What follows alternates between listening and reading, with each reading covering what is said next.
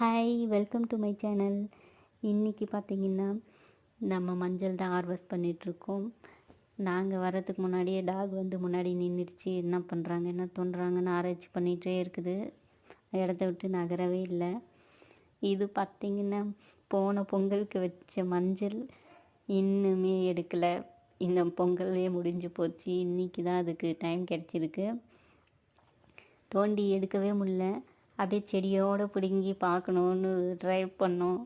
ஆனால் அது தனித்தனியாக தான் வருது. தோண்ட தோண்ட கிழங்கு தனியாக செடி தனியாகவே வந்துடுச்சு.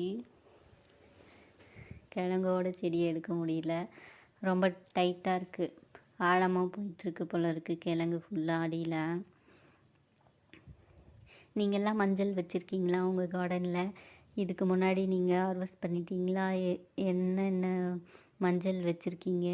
மஞ்சளில் நிறைய வெரைட்டி இருக்குது. இது வந்து நார்மலான மஞ்சள் தான் நாங்கள் வச்சுருக்கோம். இதுக்கு வந்து மெயின்டெனன்ஸ் எல்லாம் ஒன்றும் தேவையில்லை.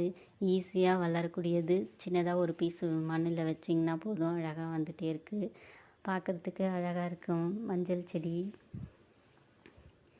இயற்கையாக நம்ம எடுக்கிறது சூப்பராக இருக்குல்ல பார்க்குறதுக்கே. இது வரைக்கும் நீங்கள் வந்து கார்டனிங் பண்ணாதவங்களாக இருந்தால் கண்டிப்பாக கார்டனிங் பண்ணுங்கள். வீட்டுக்கு தேவையான யூஸ்ஃபுல்லான செடி ஏதாவது வச்சு வளர்த்து பாருங்கள். உங்கள் கையால் வச்சு நீங்களே பறிக்கும்போது அது வந்து ஒரு வேறு மாதிரி ஹாப்பினஸ் உங்களுக்கு கொடுக்கும். ட்ரை பண்ணி பாருங்கள். நான் வந்து எங்கே போனாலும் எனக்கு செடி வைக்க ஸ்டார்ட் பண்ணிவிடுவேன்.